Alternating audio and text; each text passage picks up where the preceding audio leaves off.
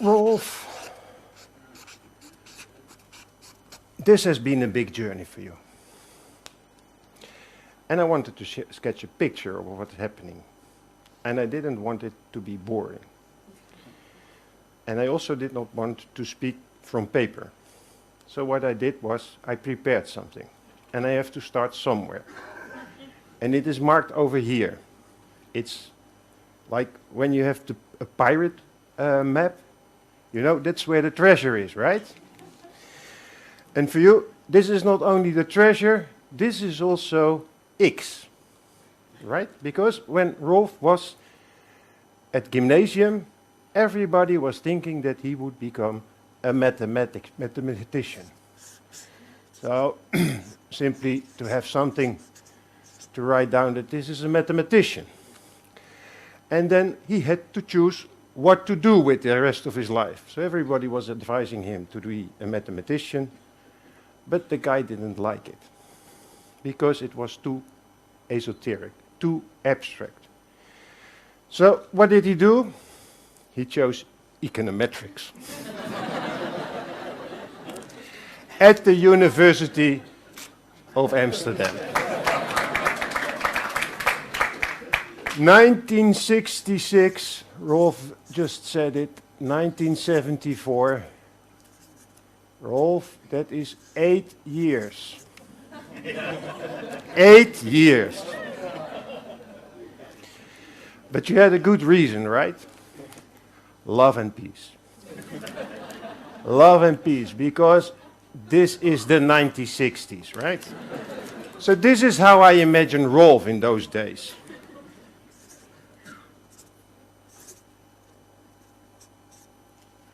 And then a very big beard, a bit like Marx, right? And of course, very, very, very long. 1960s, you don't know it, but 1960s was a very special year in Amsterdam. You know, this is the university. And in 1969, there were red flags over the university.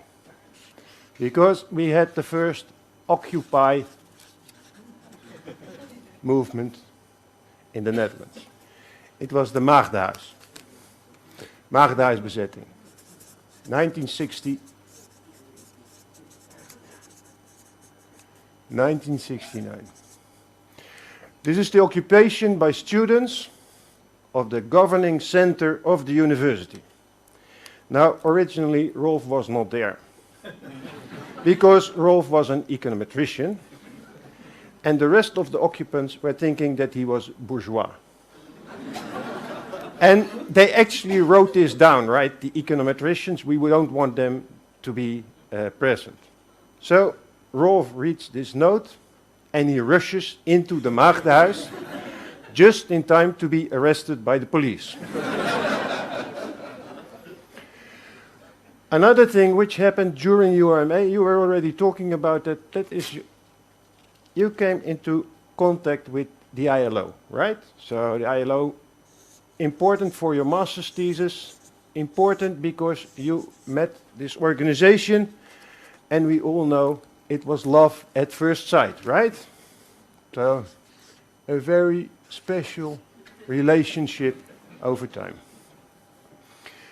And then I don't know what happened. I really don't know what happened. But you, after some time being there in this ILO environment, it must have been a very special environment. I always thought that the ILO was a very extremely boring kind of organization.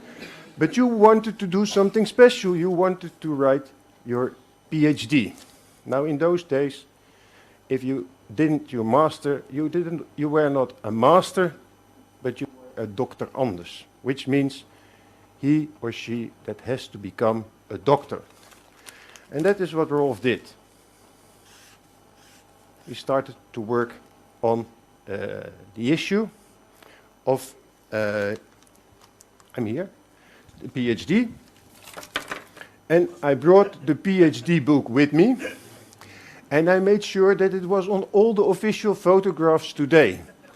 You couldn't see it, but behind your back, there's all the time me. Right?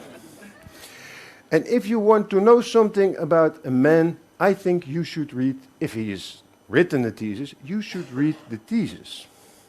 So I read the thesis, and then I had to check with Rolf whether this was really his thesis, because I'm going to show this to you, and it goes on like this. It is only mathematics, econometrics. So I write to him, are you sure that this is your thesis? And he tells me, yes. So I write back to him, I did not know that you have ever done some modeling. And then he said, yes, when I was young. Anyhow, I'm going to read a few lines out of this thesis because I think it is very important, and you will recognize a lot about what has been said today, but also about what Rolf has been saying. So this is, Rolf, which year? 1986. 1987, that's 1 year, Rolf, so I'm going to write down 1986 to 7, 1 year. Okay, PhD thesis, over here. PhD thesis is on, not the Netherlands, but Kenya. It is a PhD, and it is at Vrije Universiteit. So here is a guy, he moves from Universiteit van Amsterdam, naar Vrije Universiteit. And I know why. Because when you take a look in the boardroom, you will see the face of Hans Linneman. And Hans Linneman was the promoter of Rolf. And there is a direct link from Tinbergen to Hans Linneman. And he is one of those guys who are really also an inspiration for many people who are doing development economics today. But let me read a little bit out of this book. An essential aspect of the basic needs approach is target setting. This involves various questions. First, the question as to which needs have to be considered as basic needs. And second, the question of who defines which needs are included in the basic needs bundle. Furthermore, needs have to be translated into norms, which evokes a further question as to what kind of norms should be chosen. All this is largely country and culture specific. Most questions should be answered by the communities concerned in collaboration with the planners and the experts. And this is exactly the agenda that you've been running the last 39 years. Good. So what does it look like when you think about this? It is like developing countries, and they have to run for meeting certain targets. And at the beginning, of course, Rolf wanted to have a target in his, in those times, very modern target, basic needs. Okay, then he comes to ISS. Next target, MDGs. This morning, SDGs, and this afternoon, SDGs, right? All those LDCs, they have to continue running because of your research agenda.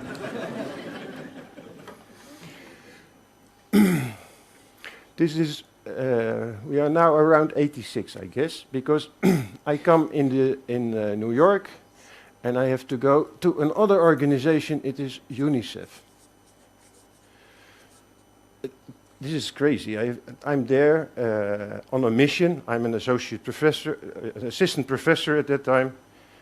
Everybody said very young assistant professor, but that was easy in the Netherlands. If you were a lecturer, you were an assistant professor already. That was very easy to be. Anyhow, I'm doing a project for the Ministry of Foreign Affairs, and they sent me to the authors of the World Economic Outlook. I have to go to the World Bank Development Research, and I have to go to UNICEF to do something about the capital requirements. And on this desk there is already a photograph, 2 boys, a wife, and Rolf. And I remember one thing very much, because Rolf was transformed from this guy to somebody with a tie.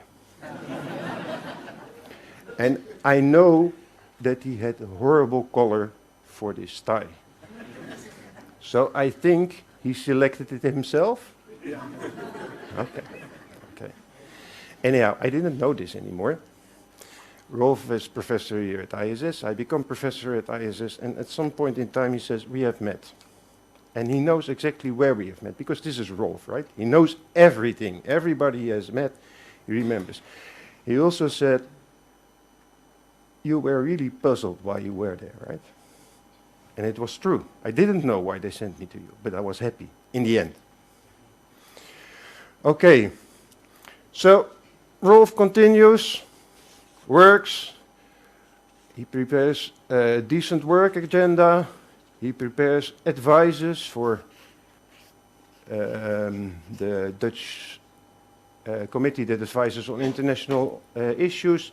He works with Include, he works with the Partij van de Arbeid, he works with a lot of organizations, the UN, and the most horrible thing that can happen if these studies collect dust. So you can see the dust over here. So Rolf makes a different kind of strategy. He becomes a spider in the web of all these international organizations where he can give advice. But it is not a bad spider, right? It is a nice spider, because it is Rolf. And it is always ISS. And at the same time, while he is involved in all these policy issues, he continues to publish. He publishes in a lot of journals, also multidisciplinary. He publishes in the Lancet, so to see that this is the Lancet, I add a drop of blood over there. World Development, International Labour Review, Journal of Policy Modeling, Development and Change, 36 peer-reviewed articles. And 1, 2, 3, 4, 5, 6, 7, 8, 9, 10, 11, 12, 13, 14, 15 books. In addition to being a policymaker. Anyhow, Rolf becomes professor, and we all know that Rolf is a professor. He likes the hat.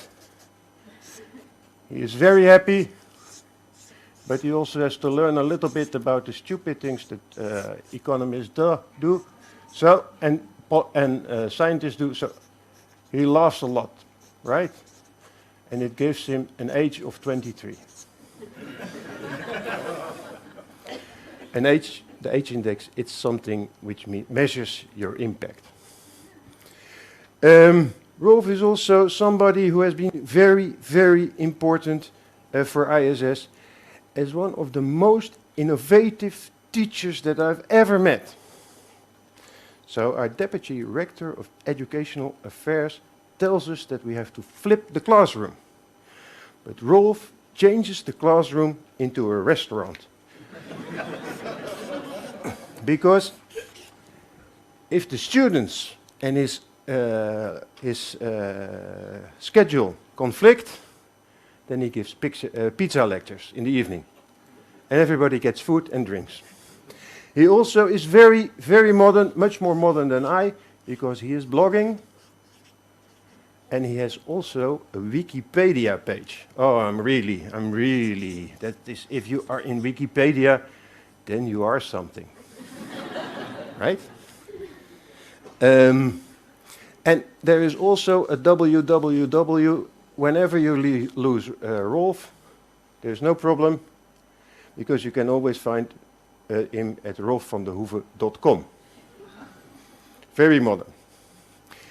Only 1 year ago, we could also make very good use of Rolf's very great experience.